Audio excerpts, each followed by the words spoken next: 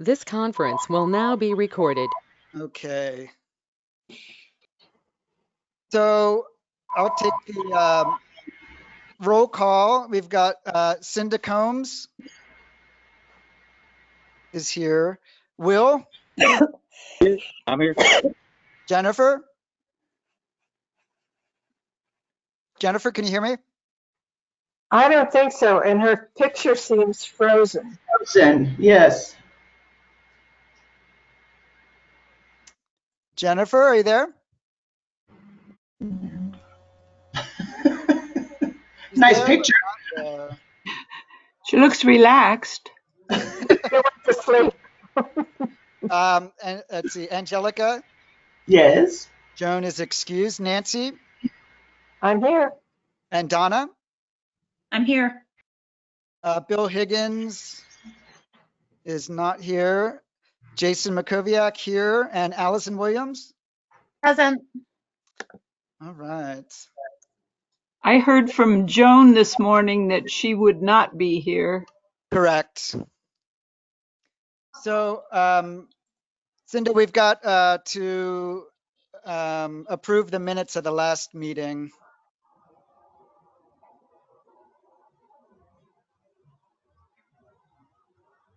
She can't hear you. Okay. So I just need a motion to approve the minutes from the last meeting from somebody. I motion that we approve the minutes from the last Library Advisory Council meeting. I second that. Okay, all in favor? Aye. Okay. Correspondence and communications, I don't think we really have anything. Call to the public, I didn't receive any kind of emails or anything like that to read. This conference will now be recorded. So I think what I want to do is just spend some time. I've created a PowerPoint that I'm going to share with you guys.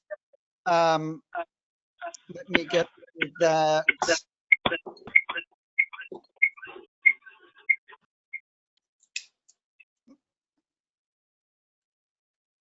Let me see. Okay.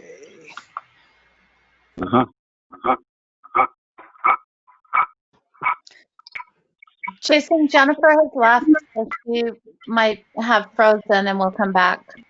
She did leave? I just got the notification. Okay. Let me see.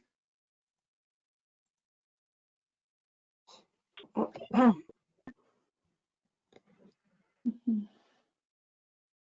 hopefully she will join us. Can everyone see the screen?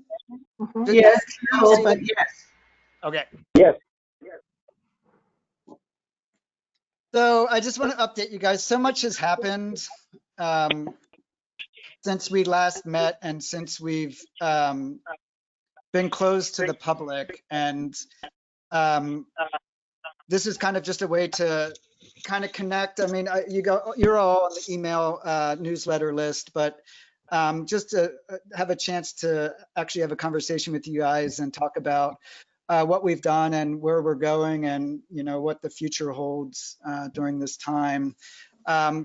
But most recently, the Best of Bisbee Awards came out and we got first place for Best Attraction / Museum, which. Yay. Oh man, That's well great. done. I voted. Second place for Best Customer Service.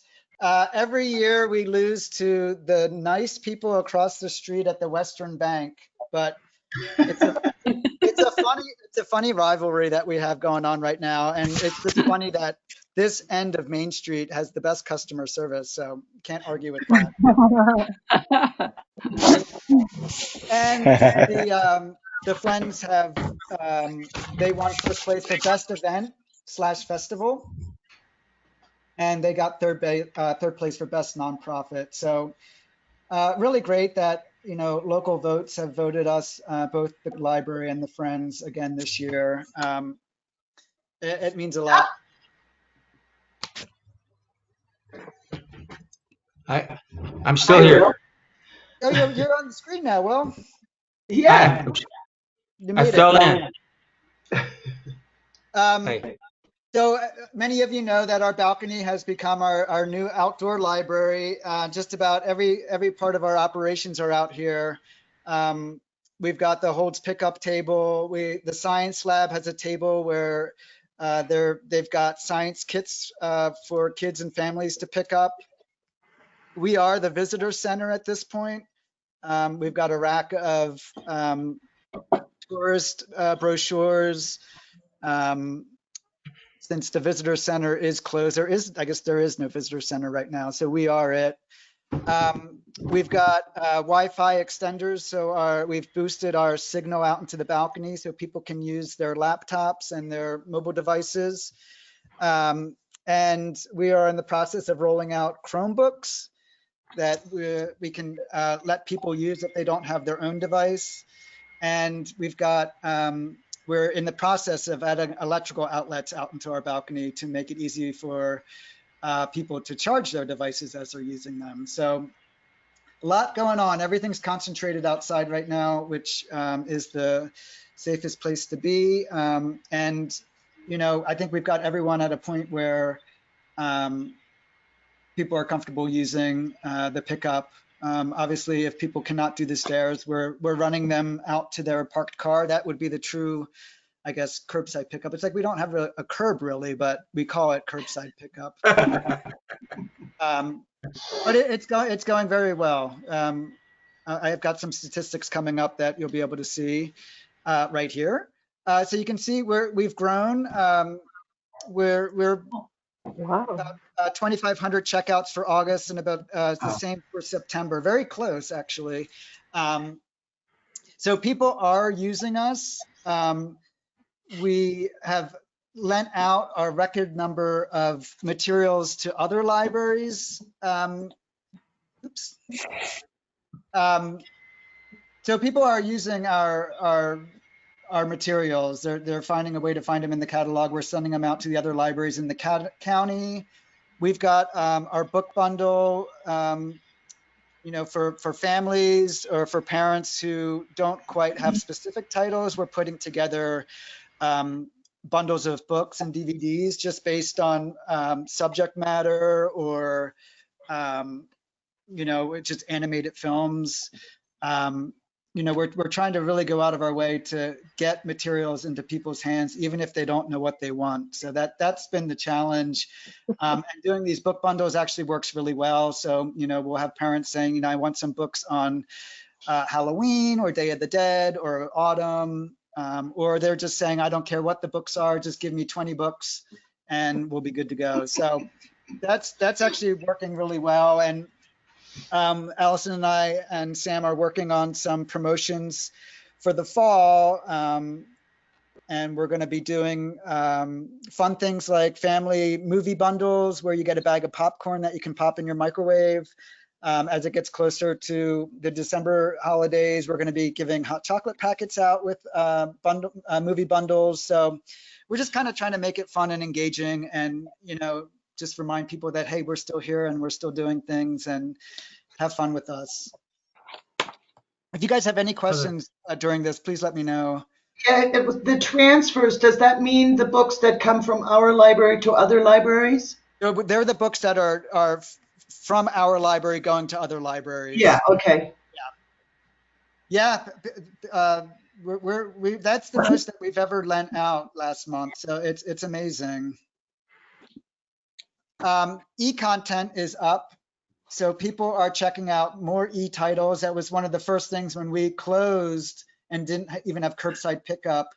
You know, people went, you know, they finally figured out how to work their e-readers and they're downloading more content using our e-library. And Amity Ricketts up at the Cochise County Library District, she has created this new reciprocal lending agreement with 8 other libraries in Arizona. And we've, you know, everyone always kind of complained that our e-content collection was so small, but now with your library card, you have access to 140,000 additional titles, which is amazing.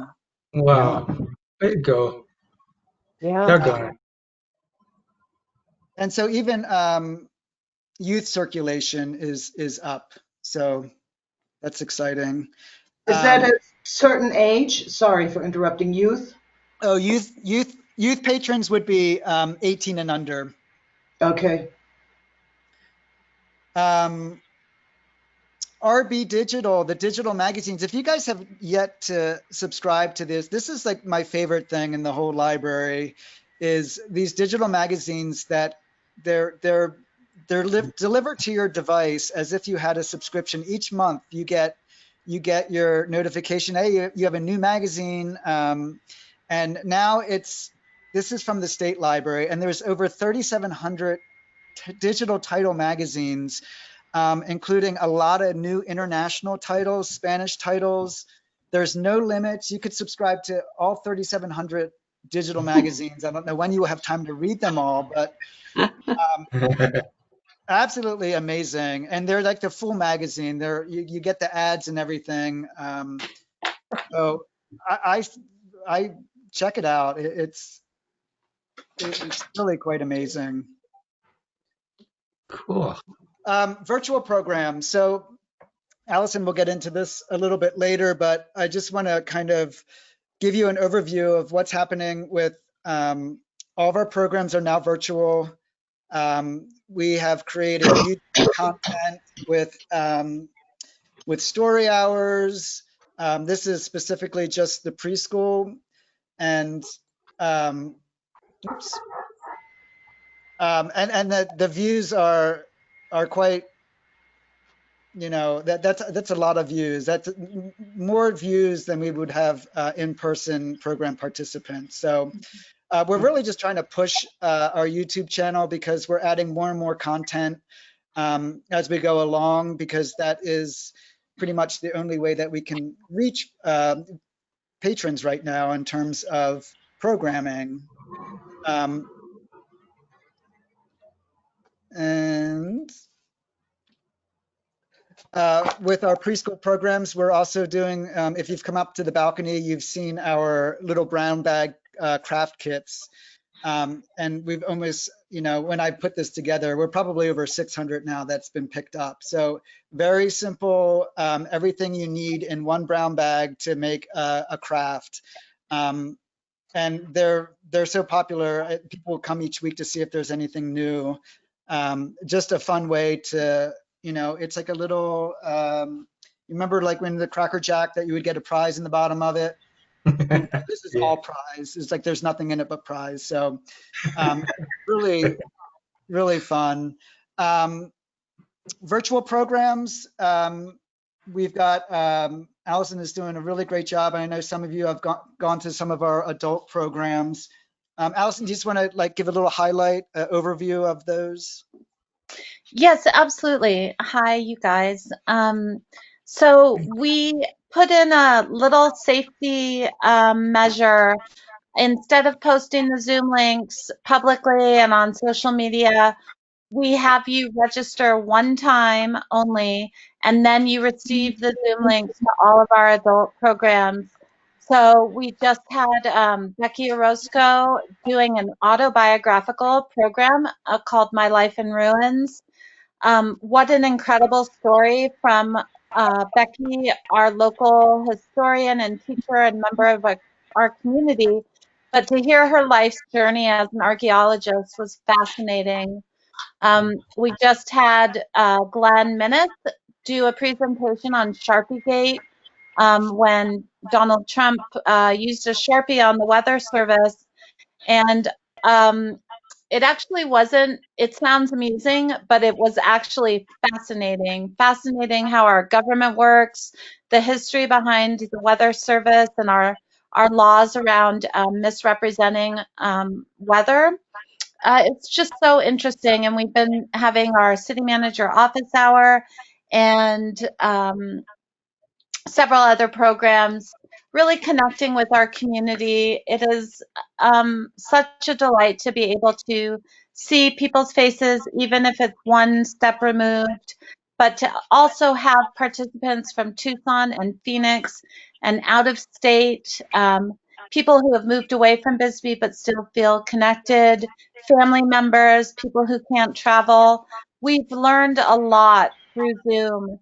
I think that we're going to take our new knowledge base of this digital realm and actually be able to apply it post, post whatever this is, post COVID. We're going to be able to, we are only adding to bridging the digital divide. We're only adding new tools and new ways of doing things to our skill set at the library.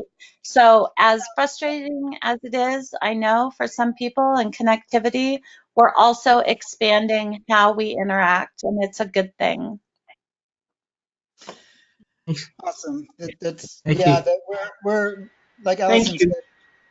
said, we've always talked about filming and archiving our in-person programs. So Zoom makes it really easy, and we want to start doing that, and we put those up on our YouTube channel for people who we weren't able to join, that they can go and watch it anytime they want. So it really it has brought out some tools that we will continue to use and just further our reach. We've started. I got a question, Yeah. Jason. Jason, Yes. a question. All these virtual programs and stuff, including the digital magazines, and I assume digital magazines that's just another way of saying magazines on digital form. Anyway, are those all accessible by going to uh, the website for the library? Is Yes. that where somebody would do all this stuff? Right. Yep. The website, if on the right-hand side, if you scroll down, you'll see little icon boxes of all it starts with the library catalog, the ebooks, the digital magazines. Yep. Right off our homepage. But Okay, thank you.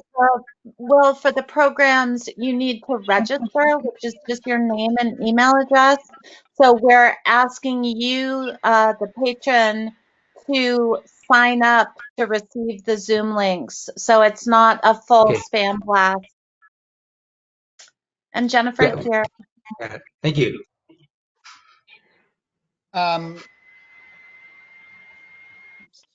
So that we also we've got some new health and wellness video series that right now we are filming Yotaki, and she's doing her yoga, qigong, meditation, things that she would normally have done in person at the library. She is our annex has turned into kind of our film studio, and Allison and Samantha are working with our patrons to come up with content that we can share with people.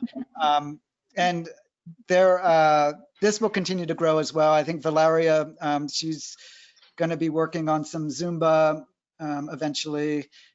So we'll have new content that's constantly added. So, and we seem to have a really good response with viewership on that too. It's just getting the word out about all these things. But they're trusted people. Yotaki had a great following when she did her classes in person at the library. So it's that familiar face that people can, tune in and have that connection. And of course, check out our YouTube. I put this together to highlight all the great things that we're doing. How'd you And get that picture? what's that? How'd you get that picture? Oh, that's this. I took it from Becky's program. Oh, that's so cool. And Allison, do you want to talk about our summer reading experience? Yes. We had our pandemic response to summer reading, which, yeah, go ahead, Allison. So first of all, I really want to welcome Nancy and Angelica. I think this is both of your first meeting.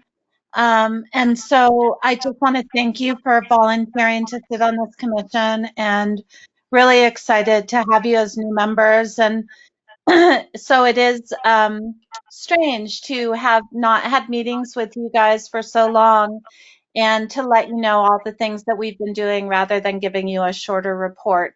For our COVID response for summer reading program, we created a mail subscription. The very first subscription service that we started with in April was, so we immediately started using the USPS and having people subscribe to receive a seed subscription through the mail, and to really get our seeds out for the spring planting was incredibly successful, and we went through over 1,000 packets of seeds. So we moved into summer reading by having a sign up, and we uh, had already kind of two summer reading programs, our K through 12, which is 5 to 18, with breaking out those age groups within that group, and then our preschool summer reading, which was more the 2.5 to 5-year-olds. So this year we created a new program that I hope to be a permanent program extending into the future, which is the 0 to 24-month-year-olds, the babies. We just had a little Biz Baby boom, is what we called it. So this was the Biz Baby summer reading program. We had over 82 participants or actually, Kristen has 75, but I think it got up past 80 because we had some people that were not able to sign up, but we created packages for them throughout the summer. We had 17 babies sign up for summer. Cute. First of all, that's amazing because that's a baby boom.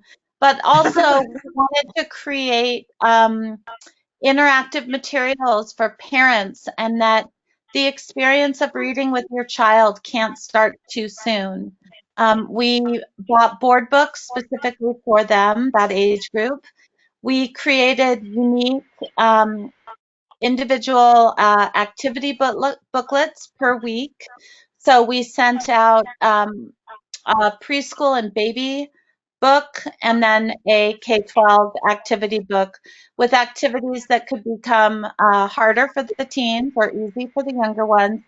And part of how I created these activities was to ask for parent participation and interaction, but also to provide things that kids could do at home or outside in their yard or neighborhood that would be interactive and fun and give them the opportunity to utilize the things around their home, but give them new ideas.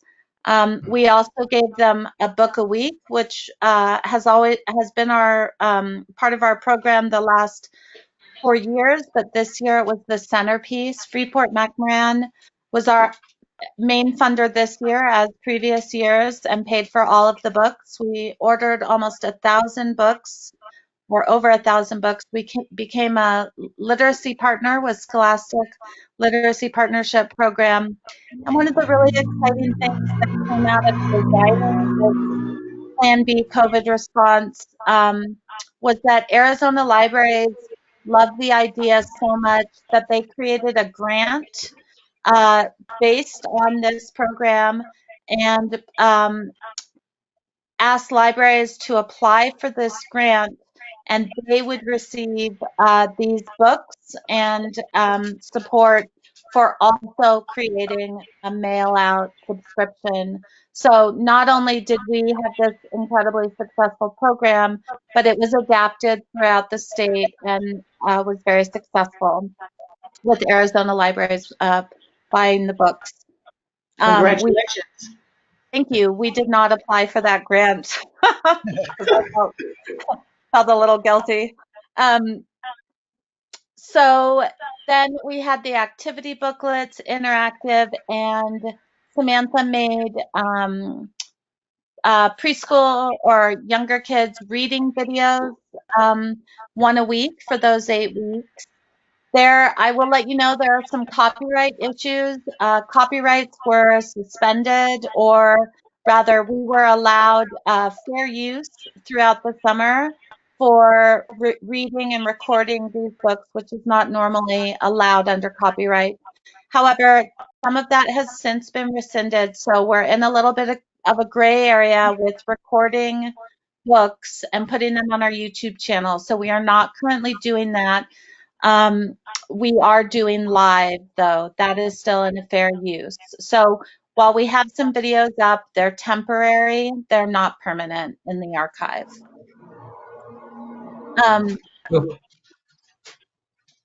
Jason, do you want to? Some of the feedback that we got from parents was really quite, I think, Allison, that you've talked to some of the parents, but just they were, Allison and Sam were handpicking books for these kids, and sometimes by the end of the summer, challenging them with books that are, maybe a little bit above what they're used to reading, and they it was just so nicely paired with the books and the students, or the children, and parents just making it like, that their child, like they, they're learning how to read was they learned how to read with our program. They continued honing in on their reading skills, and it was a great response to our whole program. So while we didn't know every single child of the 80, all of them, as well as we know some of them, we made a big effort to not only reach out to parents, but there are some kids that I know they're reading above their age level, or they're reading below their age level, or they have a reading disability or something. So we were really considered in the books that we chose. And one thing I had fun was I picked some series for some of the kids for their levels, so that the week they got the first book in the series, the next week they got the second book, and the next week they got the third book. And then for certain kids, I also was talking to some of the parents throughout the summer. We did jump a couple of the kids to chapter books, which, they can always have those books on the shelves for when they're ready. But a number of parents did reach out to me to let me know that those kids made the jump. That was super exciting. What Jason was mentioning, and families received the envelopes in the mail, and they waited until everybody got home, and they had a package opening party, and they all looked at everything together, and they looked at the activities and did the activities together. And it was just, we missed the kids so much, but we were able to reach them and interact with them. And that meant so much to us. Yeah, I would say that it was super successful. Okay. Thank you, Allison. Thank you. Okay, so we've also been busy getting grants during this time. So what does that add up to? That's is it 33,000? 33,000? I think so. Yep. So Yeah, Allison, it does. You're right. Arizona State Library. The first one that we got specifically for the annex for teen books and DVDs and audiobooks. That's come and gone. That's spent. That's everything's on the shelf over there. CARES Act grant from LSTA. We got technology equipment. Allison, it was the camera? Well, so we actually applied for 2 or 3. There were 3 LSTA CARES Act grants. So the first one, we got PPE. We got masks and disinfectant and additional PPE physical product. The second one we applied for, we got a fully advanced video camera, tripod, SD card, and lenses to create online programming. So that was the people at Arizona Libraries were working really hard creating grants with their CARES Act money. And then the third one was this $4,000 where we wrote a grant saying what we would spend it on. I'm sorry, you guys, my dog is kind of freaking out. So that we wrote that grant for Chromebooks, to expand our hotspot program, and to buy 2 Wi-Fi extenders. I'll be right back. Yeah. And then we also got this is exciting, from the State Historic Preservation Office. We got a $20,000 grant to have a structural assessment done on the building. Yeah. Which will, it's, you know, you have to spend all this money just to have someone come in and tell you what's wrong with the building. Right. But this is the first step, and we can't do anything else until we have a structural engineer come in and be like, these are the things that you need to address. Once we do that, then we can start looking at other grants to actually address some of the issues with the building.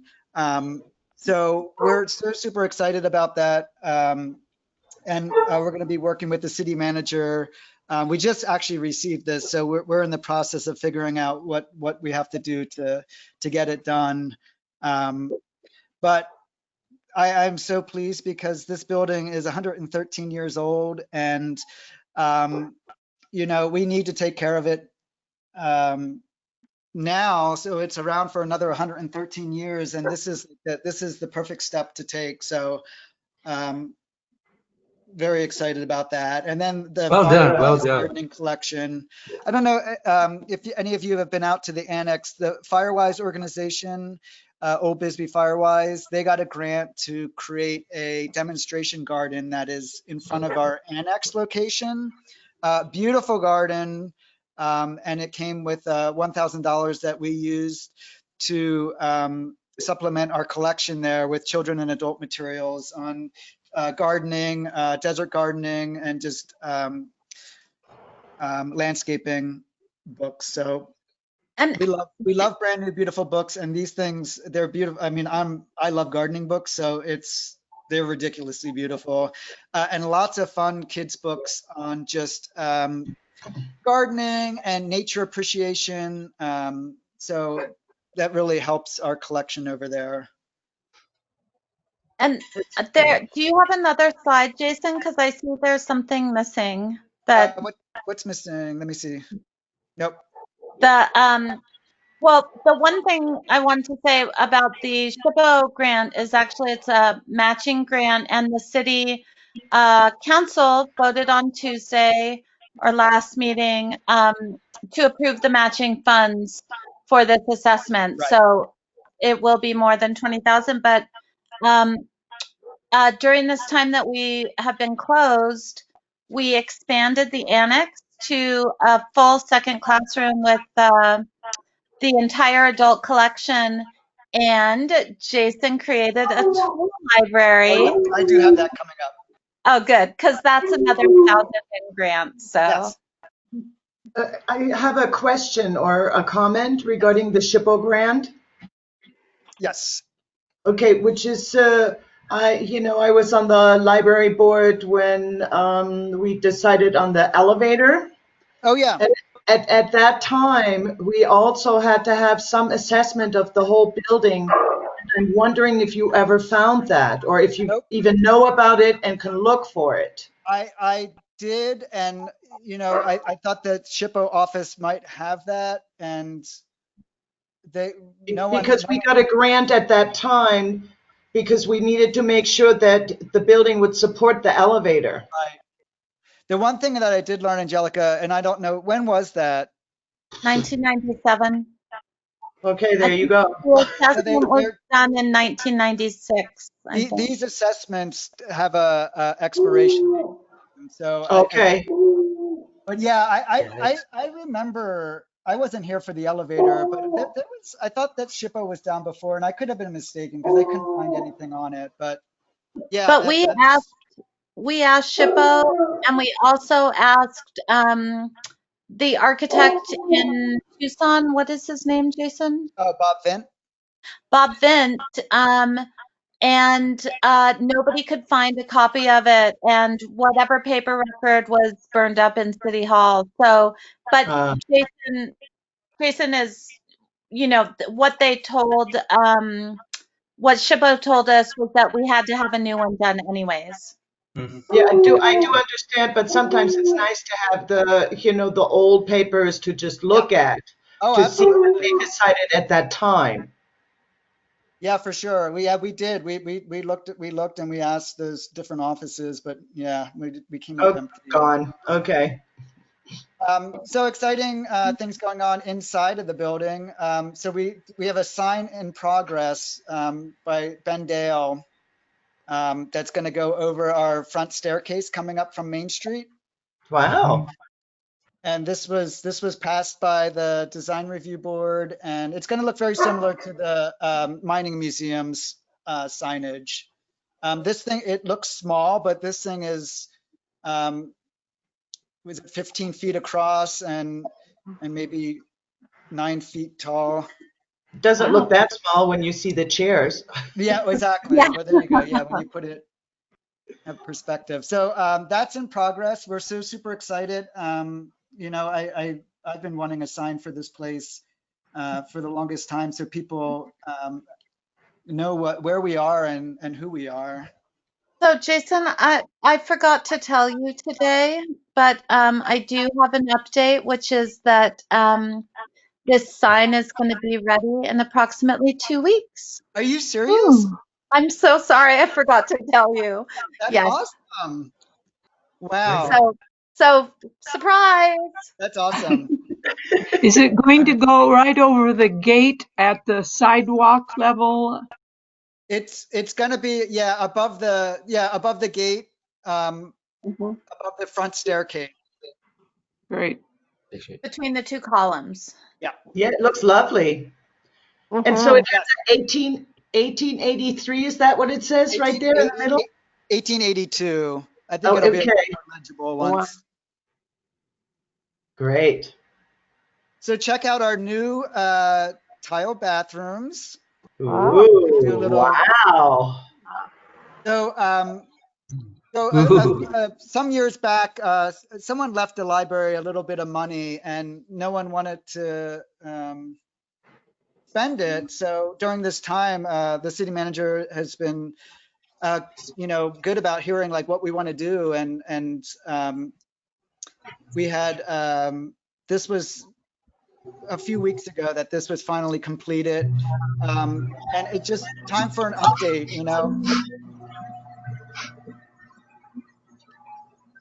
We had a stained glass project with Bridget Shanahan. Allison and I had always wanted a real stained glass window there, and so for the time being, it's a film that goes on there. So kind of a fun, very colorful when the light comes in. Very, very, very soothing. It's the copper and turquoise colors. Beautiful. Does it make it darker in there then? Not really. I don't know. It could just be the colors that it makes me think that it's brighter, but I think it's just because of the colors are coming through. Nice. Finally, our damaged ceiling. So the first thing that got done was the City of Bisbee Public Works Department fixed our roof from the awful leaks that have plagued this building for years. Yes, that's great. And one of the Teresa, the city manager, she was like, she told Public Works, like, let's make this happen. They were great. They spent a couple weeks up there.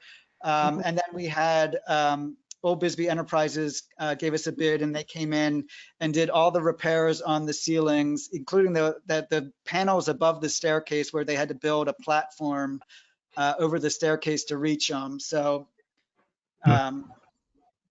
I honestly, that was, every time it rained, it was time to get the buckets out, and I couldn't take it anymore. It's so destructive to the building. And that's great. Look at that. It's beautiful.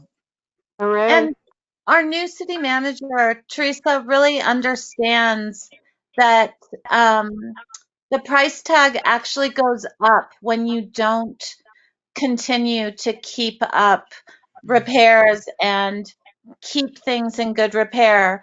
This whole project was so much more expensive than if they had just fixed the roof 5, 6, 7 years ago. You know, and it's really a relief to have somebody at the helm of the city who understands that these are measures that safeguard and actually keep the budget down. So here's our new adult library at the San Jose Annex. Creating that space, and then the picture on the other side of the screen is our newly expanded where the adult library used to be in our initial room is now our teen lounge and library. And yeah, we did this in April, and when we first closed, and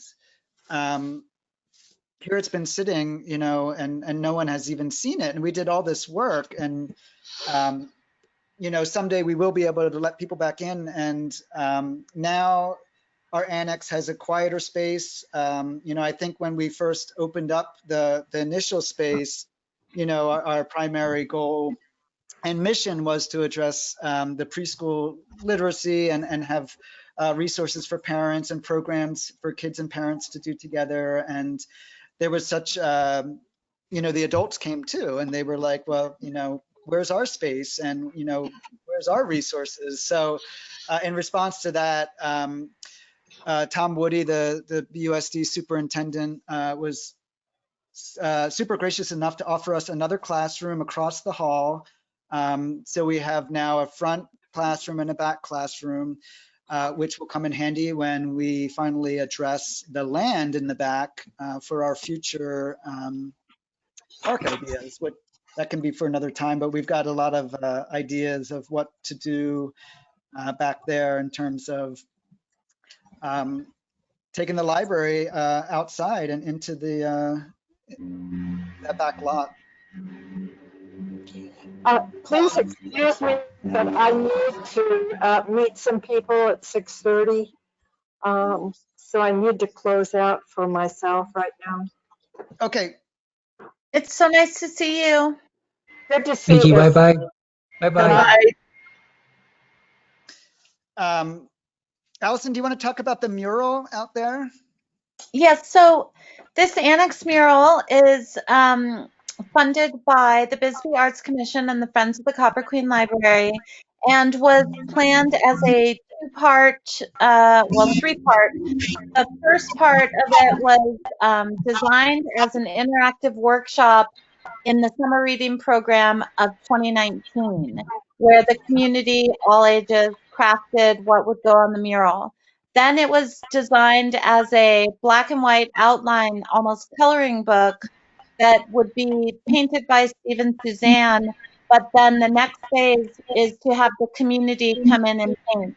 Because COVID hit, Stephen Suzanne went a little extra in putting in more colors and detail so that it didn't remain looking half finished for this time period until we can have the community come in. But the next phase will be a community artist painting of all ages. There are little ovals along the whole bottom that are faces that are spaces for self-portraits from the kids in our community to paint themselves into this mural. And we hope to have some other artists come and paint in details. But it is called Imagine Your Story. And on the far left is a storyteller, an abuela, who is telling the story. And there are kids writing books, flying on books all the way across the landscape. And there are little cactus plants growing out of books. And then the Copper Queen Library on the far right. It's in Spanish and English. And please take a minute to drive by and look at it. But it is a work in progress. We will be doing more painting on that with the community. We want collaborative artist interaction in this space. Looks lovely already. It's beautiful. Very cool. The apartment complex that is across the street. They've seen a lot of changes since the school, the BUSD put their administrative offices in there, and then that in the annex, library annex has gone in there, and the Bisbee Science Lab. A true improvement. Here's a picture of the Firewise Garden, which is in the front there. So for 10 years, the apartments across the street looked at a boarded up building, and now it's actually a community place. And now Nice. with this garden here, it's it's very inviting, and we have so many ideas for the future for out there, and we just excited to keep it rolling. Jason, can I add one more thing? Oh yeah. Mm-hmm. You reminded me. So the neighbors who live across the street, they came across the street and knocked on the door to thank us for putting art in their neighborhood. And one of the ideas behind this mural is that Old Bisbee has always been the recipient of public art and murals, and San Jose doesn't really have any public art. And so it was so gratifying that the community themselves were glad that there was now art in their neighborhood. And I hope that this is only the first public art, not the last. Every community should have public art to enrich and fulfill their lives, I think, personally. Well, so our lighting project. Where is the mural? Is it on the back of the building? This side. The side. The side that's. Side. Yeah. So we had new lights installed that were the lights were from the Friends of the Library. That I found them up in Tucson at a antique store, and I was like, wow, Wow. these were like meant for the library. Yes, I remember that. Beautiful. Beautiful. Very fine, very fine, very Yeah. fine. Jeez. And we painted the walls copper, and you can see the turquoise trim up there that Jason picked out, and then he extended. We couldn't paint all the walls on the third floor, but or the second floor of the library, but Jason did add that turquoise detail all around the upstairs wall, and it's subtle but magnificent. It just really brings your eye into the space and really shows off the architecture of this magnificent building. Yeah. Looks Yeah, lovely. absolutely. I can't wait to get into the library. Right. So we also had a relabeling and weeding project and inventory. A lot of our labels, you can see that they're just worn out. And so we did about over about 35,000 books, DVDs, audiobooks, all relabeled. No more long Dewey Decimal numbers, simplified, easy to see on the shelf. So I people have a hard enough time going upstairs and finding a book anyway, and they don't need some faded label to stop them. So that's actually something that we've been wanting to do for a while, and just weeding and old outdated things, making room for new items, always exciting in my book. Wait, Jason, go back a slide. So the picture on forward one. The picture on the far right, it's small, but Jason actually built all new shelves there on the front and on the inside in the YA room. Those are our DVDs. So for those of you that remember, they were along the floor there and to the side. So he redesigned and built these, and now you don't have to bend down, which is super important, that kind of form and function. Yes. So there are so many new details in there where Jason has, put his redesigning space into creating a lot more of an interactive and comfortable space. And I see the turquoise Oh, yeah. Yeah. right there. Yeah, so it Too. kind of ties in. And again, this was also inspired by getting our ceilings fixed because these walls were so damaged with, I mean, when it rained, water would run down so fast that back wall would run down to where the water fountain is right below it. I mean, it's just, so then it was just like, oh, well let's start, sprucing up here. And so this is our tool library that we have over at the annex. And Wow. super exciting. So people will be able to come in and check out a tool. So it's like those tools that, I always use the example of a post hole digger because I bought one myself because I've had to put in a mailbox when I first moved here. And have I used it in the last 12 years? No. Yeah. And it's I just needed that one time where I needed to dig a hole for a post. Uh-huh. So this is the perfect, all those weird people that don't have tools that they need to borrow it for the weekend or whatever. This is, I think, a dream of Allison and I's. It's just expanding our library of things beyond books, and really, this could potentially turn into something bigger. Allison had talked about doing programs related around how to use the tools.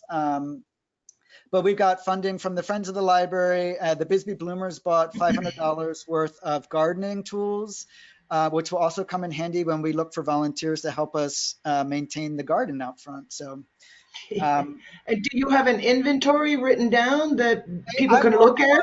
It's new, but yeah, there will be. They're cataloged just as a book, so you can find them in the catalog.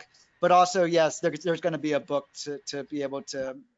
Cool. As we But get, just to give you an idea, there's a lawnmower, there's a shop vac, there's a 100-foot extension cord, there's some automotive tools, drills. It's really exciting that while we've had this idea for several years, it required space. And so when we were able to expand the annex and we had this additional shelving unit, it was the perfect opportunity to fulfill this and to provide access to people who can't necessarily afford to buy that one tool but need to use it. It's really, really exciting. And so people can get it now? In theory, they can put a hold on something. We're still kind of, it's taken me a while to catalog them because they are not books, but we will get up. We'll do an unveiling when we are ready. Cool. And advertise it. I'm ready for the shop vac. Yeah. So in partnership with the Bisbee Science Lab, the minke whale that they spent so much time raising money to purchase, they no longer have a space to display it. So they've asked us if we could house the minke whale skeleton, which is about 22 feet long. And we're going to have it installed above the staircase as you go up to the third floor. Wow.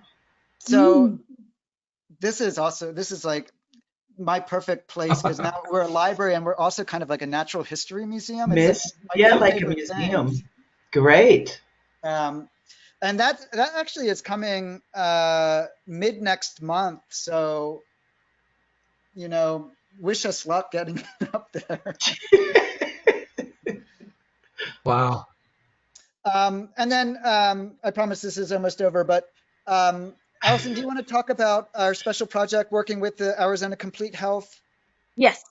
So Jason and I have been really concerned about the health and well-being of our community, but especially the children. And Laura Miller, the principal of Lowell, and we have been partnering the BUSD and the library for several years now, but really addressing mental health in our students.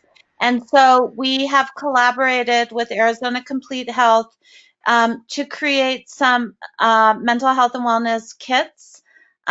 These bags will be so Arizona Complete Health has donated about 300 stress stars and 800 masks and some reading materials. And the Friends of the Copper Queen Library are supporting buying these books, these first aid books for young kids, and then we're going to get some other ones for olders.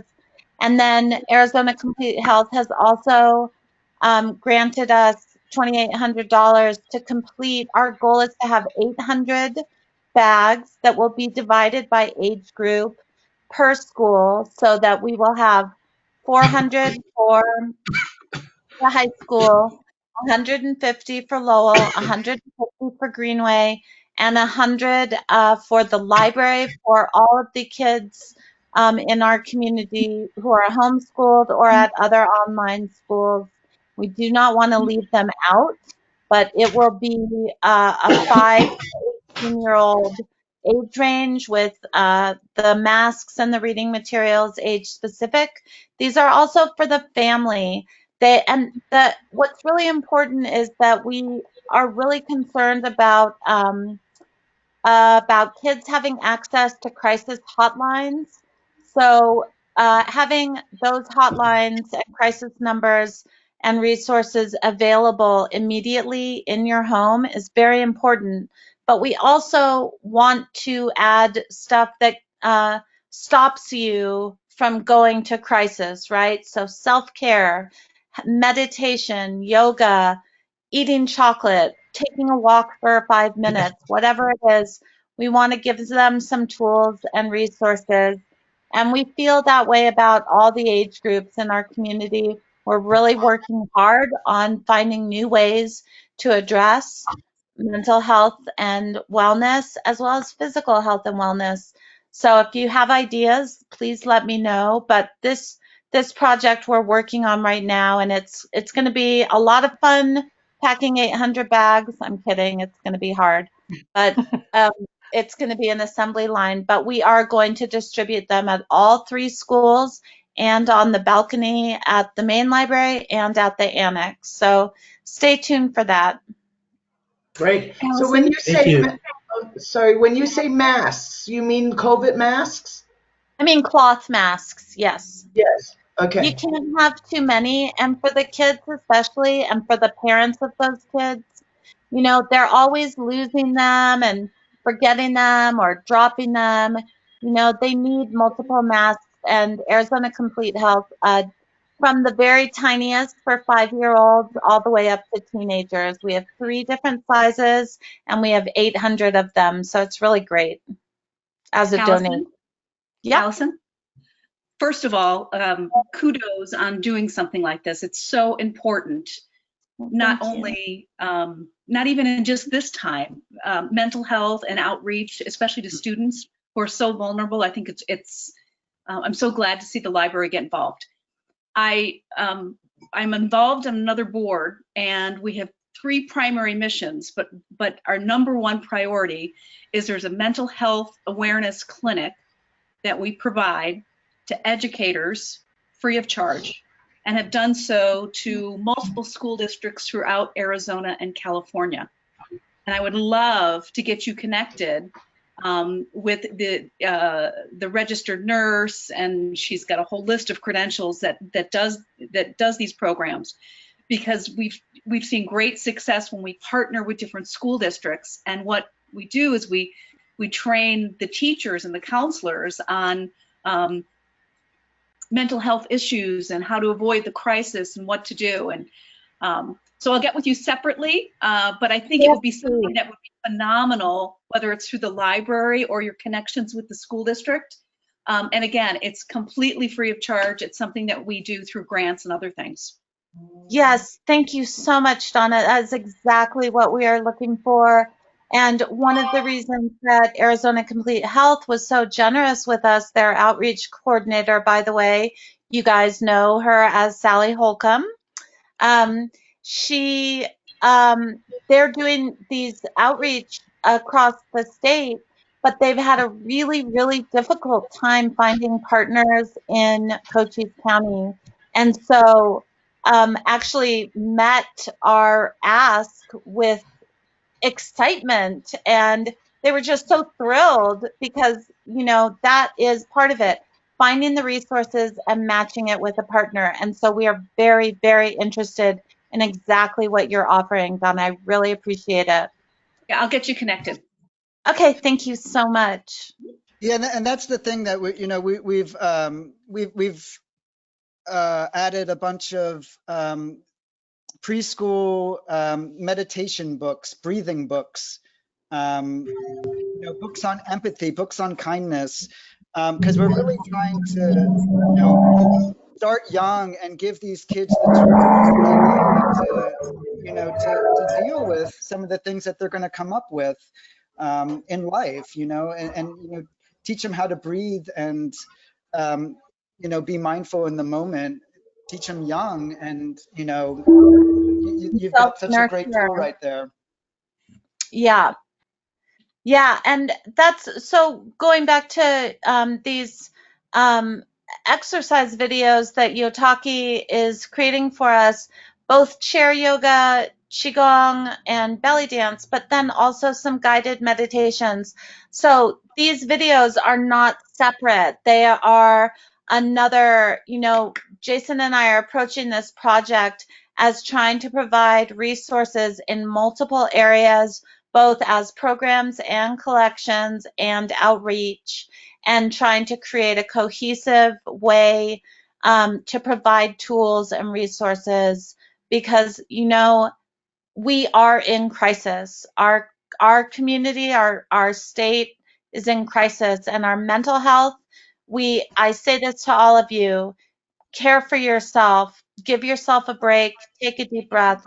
We all are under pressure, and you forget it when it goes on for so long. You forget that that is affecting your mindset. So, we're really lucky to have Jason as our director. I mean, we are staff, because we incorporate this acknowledgement of self-care into how we do our jobs, and that awareness helps lift up our spirits and allows us to participate more fully to support our community, because you can't really just go into denial and pretend it's not happening. You know what I mean? So I feel very grateful that with Jason's leadership and with our staff, that we can move forward together to protect all of us. Thank you. Thanks. And then the fall adult arts and craft kits. Allison, that's So, God. yeah. So normally we do all ages, but adult, they're all ages workshops, but geared towards adults, to do arts and crafts for the holidays. So we are adapting that into 3 take-home kits for October, November, and December. October is the Day of the Dead embroidered felt skull pillow. That's kind of like a dream pillow with a little scent thing. November will be making your own stained glass die-cut holiday cards. And then December will be a kind of paper mache holiday light project. So the way this is going to work is that with the support of the friends who support these workshops, we're going to create somewhere between, depending on the price of the kit, 30 to 50 kits. I hope to have 50 of the felt skulls ready within a week and a half or so. And you'll call up or reserve a kit. We'll put your name on it, and it will be available for pickup either at the annex or at the main library. So they're geared towards an older crowd, so teens to adults, in part because of there's a needle in the kit for the embroidered, and the materials are a little bit more expanded in product than the little paper bag preschool kits. So we're putting a little bit more time and energy into giving the patrons materials to create things. And Sam and I have talked about maybe making a YouTube how-to video I'm a little bit nervous about, but I think will be really fun. So again, using the virtual and the physical to create, you can access the video, but you don't need it because there will be an instruction in the box itself. Cool. Well, I like the video well, idea though, because often it's just so helpful to have something visual.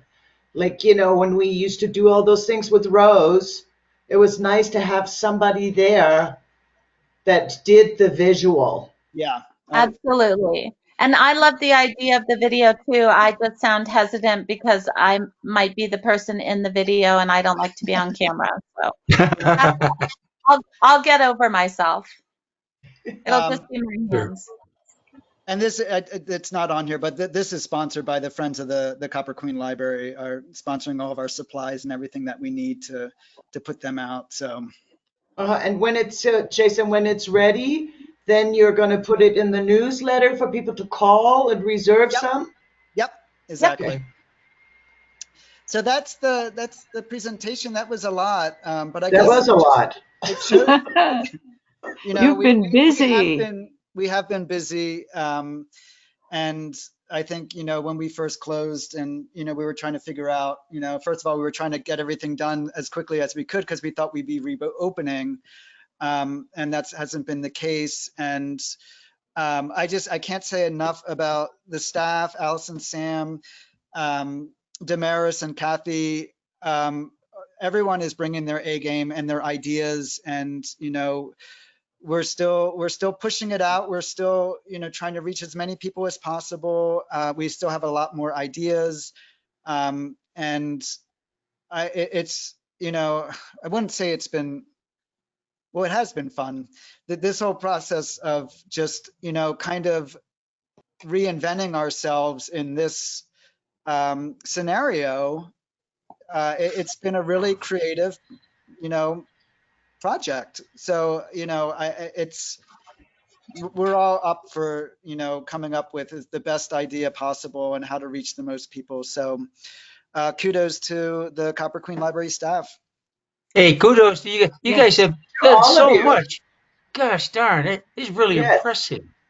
Very impressive. Thank Very you fine. so much. And I would just ask you guys as our advisory board, but also as advocates, to please, as you speak to other people, let people know, and you yourselves, that if you have ideas or you see a barrier that you think needs addressing, to please call us, to please let us know, because that is part of the creative process is to identify the barriers and then to remove them. But without as much in-person interaction, I do a lot more work trying to ask people one-on-one, where are you having trouble? Where is the barrier? And there are many. But if you think of something or a creative way or something you think it needs to be addressed, please let us know, and let our patrons know as well that they can always call us. And I wanted to thank you, Allison, and just open it up to people who have, if you guys have questions or concerns or comments. Angelica? Yes, I would like to know, are there any plans of reopening the library this year in any way? As of right now, the last time that I spoke with the city manager, she said that the City of Bisbee public buildings are still closed to the public. She's being very cautious and keeping, staff and patrons safe. I think the next, and she's looking at this, weekly or by, every other week, just to see where we are in terms of the COVID situation. So I don't know if, what that looks like in terms of a, reopening. I have to be honest, I don't see it happening anytime soon. Because I know in Tucson, they are opening libraries where only a certain amount of people can obviously be there. Right. But they can now go into the building. Right. The libraries, some of the libraries that I've seen within in Tucson, they also have front areas where they've brought out computers into those front areas, and those are the access points. They're not going all the way fully into the library. And the other thing I think, Angelica, that's really, well, there are two really important things.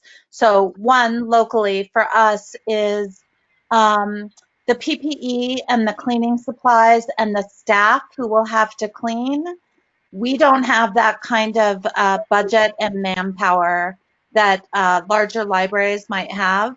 The amount of cleaning and safety protocols, we're following them all, and we follow ALA, American Library Association, all the studies and the recommendations they're making. We're following all the protocols. But the other thing is Dr. Fauci has warned that I hate to say it, but the winter is coming, and that the third and possibly worst wave is coming. And that sounds fatalistic, but we just all have to do what we can to stay safe during this time, in part because what's going to happen is flu is going to be hard to differentiate from COVID or spread it. So that's, I think, why the scientists are talking about this upcoming escalation. And with staff and cleaning supplies, it's a difficult prospect. But please don't say we're closed. Say the building is closed to the public. We are open. We're open 5 days a week. Yeah, it was just a question. That a lot of people have. Yeah, So. it is a good one because people, they do ask, and for the most part, I think, and they're with you, Angelica. It's the not, not being able to browse and not being able to look at the books that are in front of you. I think that's been the hardest thing, because when you go on the online catalog, you kind of have to be specific. It's not the same browsing experience. No, right. And, like you and I talked about before, is that maybe there can be opening in small stages, right, and leaving the computer until the very end. Right. Because, it's like Benson is I use Benson as an example because it's, they're open under certain restrictions, and those restrictions are you can't use the bathroom, you can't use the kids area, you can't use the computers, and then it's like, well, why are you open? It's really hard. I never in a million years would have thought that we'd be sitting here towards the end of October and not be open. I mean, never. Right. I put it down as 2 weeks, and like we'll be back. So I mean, we are looking. We're looking at the situation, and it's so uncertain. Right. You guys have made such maximum use. Just wanted to know if there were even any talk about reopening in some way, but so it doesn't sound like at this point there is. Not at this point, no. Okay. But that doesn't mean that we're completely, we are. If things were to change, or it's not like we have it set, or the city has it set, that we won't reopen until 2021. We have no idea, to be honest. Thank you. You're welcome. Will, did you have something? No, I just want to say you guys have built up this space at this time with so much good stuff anyway. It's not like, oh man, the library was down, everything went black. But no, all this new stuff that you get, it's you guys are really something. Well, thank you.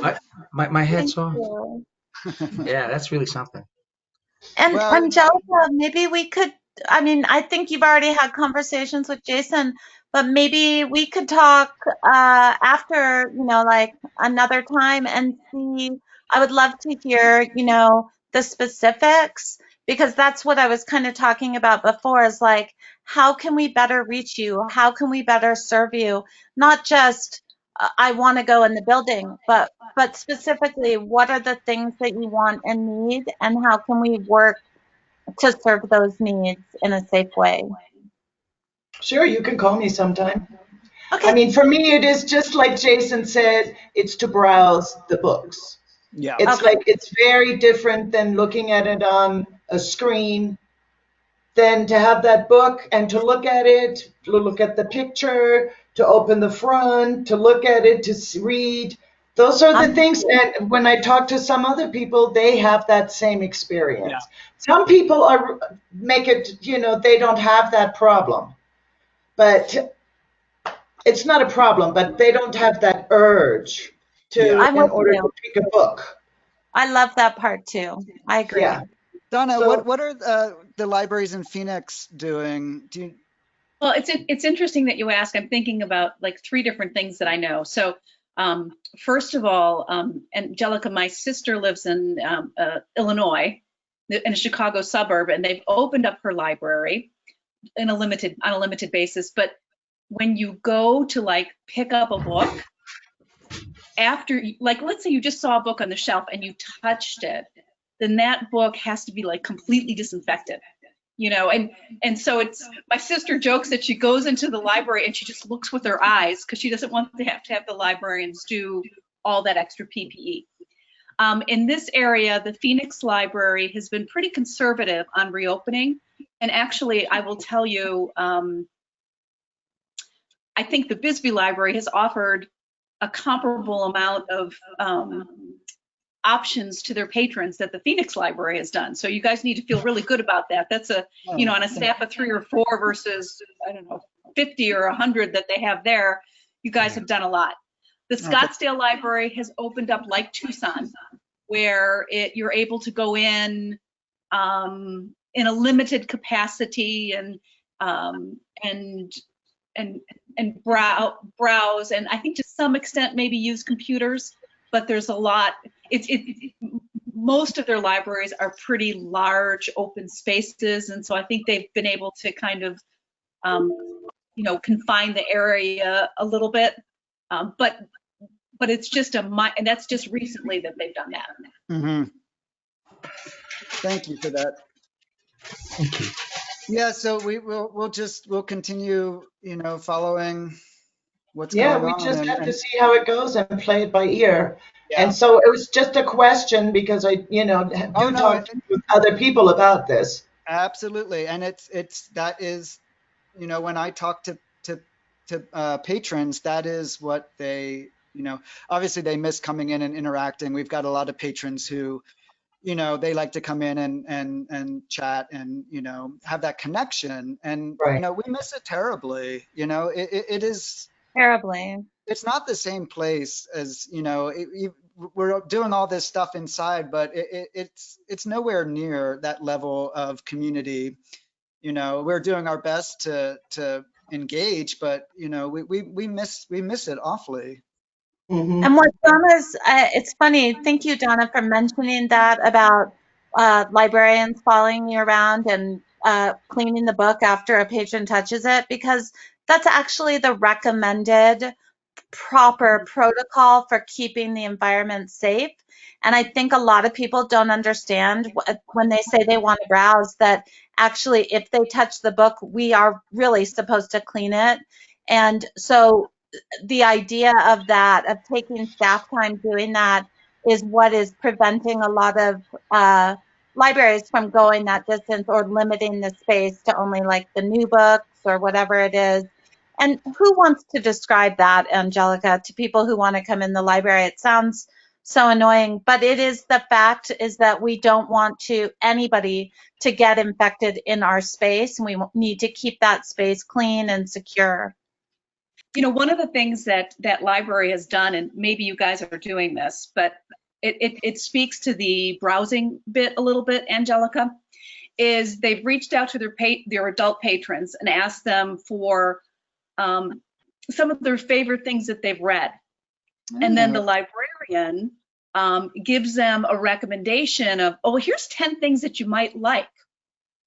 Oh, believe me, I I have my recommended librarian with Jason. Yes, if Jason or He Allison. picks the books that I read, and I would say 90% are just exactly what I like. Yeah, that's Everyone good, likes that. Angelica. So that might be an idea. That could happen for more than just Angelica. But that actually, I'm sure he does it for a lot of people because, you know, we're a small town, and Jason does know what people like to read. But that's a really great idea, Donna, is to have our patrons maybe write little mini book reviews, or, you know, that's Reader's just another way advisory. of getting our patrons involved, and just a little short, like, I've enjoyed this book because, you know, Allison, what do you think of that? People. I wrote it down, and I've Oh. made notes because I've thought about doing this before, and the thing is, it would be really great to have patrons like you, Angelica, who have a wide, like you have this whole specific range, and you read a lot. So, like, we have a number of patrons that could make some interesting lists, and me too. I like to read. So, Will, were you going to say something? I was going to say, when it comes to missing engagement, I realize when I walk up the stairs to pick up my lovely little sack with my name on it, I insist on knocking on the window to say thank you for whoever, because I got to have that much human involvement with my bag. Yeah. That's what we get, is we get little knocks on the window and waves, and, you know, Yes. that's It's a soup song, but it's not.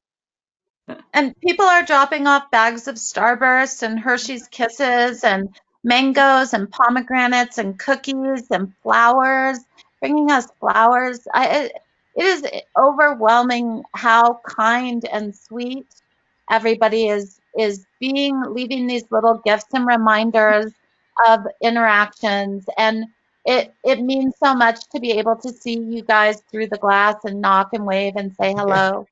It really is wonderful. Does anyone have anything else? No, you guys are great. I just want to say that I'm happy to be on the library board again. It's been a very long time. Angelica.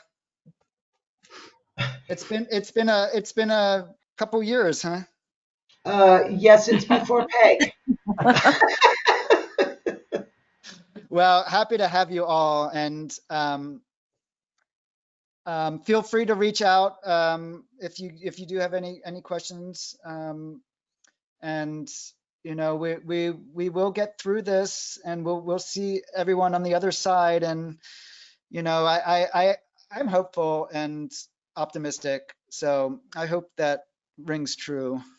Thank you. And thank you for all the hard work you and the staff are Yes. doing. You guys are great. Thank you, everybody who's doing all that hard work for us, for the community. Thank you. Absolutely. Thank you, guys. Thanks. Well, if there's nothing else, someone needs to make a motion to adjourn. Hereby, so motion. I'll move, we adjourn. Second. Oh, you did second. All in favor? Aye. Aye. Thank you, guys. You're the best. Thank you. Okay, thank you. You're the best. Good night, you guys.